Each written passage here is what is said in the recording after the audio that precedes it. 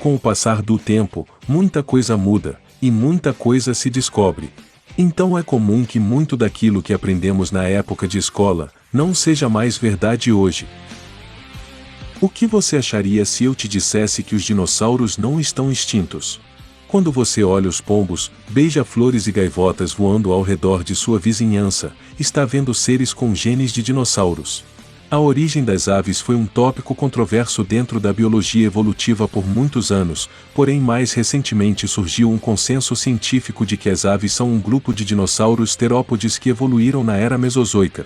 Dentre as semelhanças entre esses grupos, podemos destacar o pescoço alongado e móvel, presença de 3 dedos dos pés voltados para frente e um para trás, e ossos pneumáticos.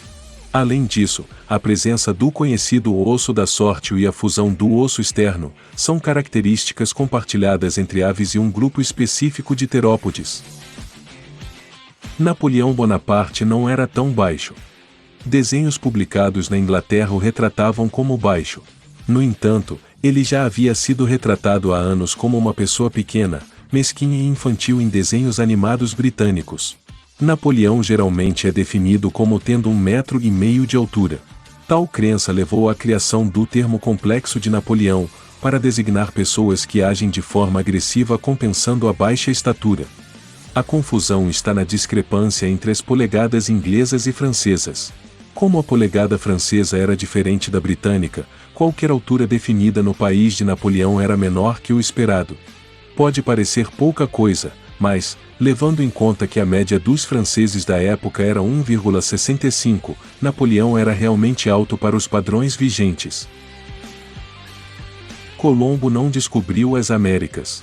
Obviamente, isso já está errado só pelo fato de que os nativos americanos viviam nos continentes há pelo menos 15 mil anos.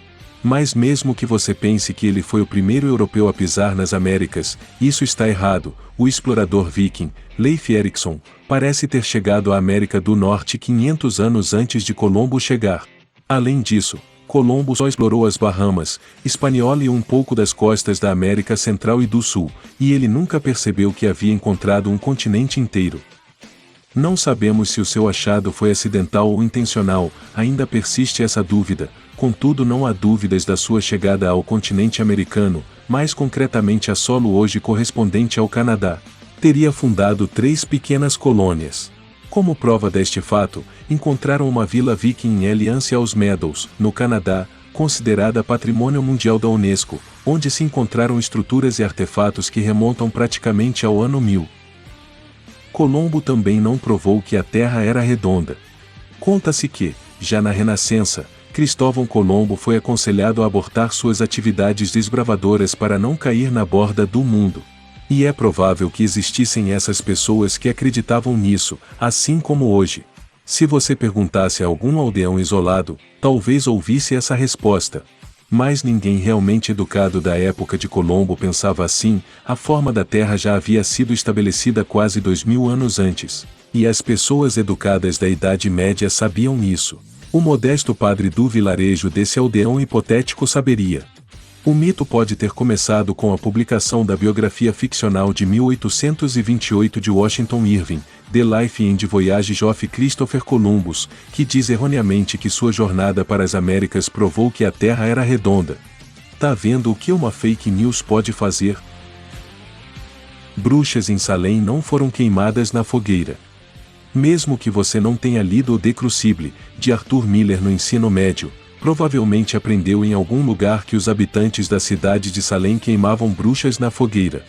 Entre fevereiro de 1693 e maio de 1694, houve os julgamentos das bruxas de Salem, que era uma série de audiências e processos de pessoas acusadas de bruxaria na cidade costeira de Salem, tendo mais de 200 pessoas acusadas, onde 30 foram consideradas culpadas, mas apenas 20 foram executados, dos quais 19 por enforcamento, 14 mulheres e 5 homens, e uma mulher idosa por esmagamento a pedradas. Um outro homem, Gilles Corey, foi pressionado à morte por recusar-se a confessar, e pelo menos 5 pessoas morreram na prisão.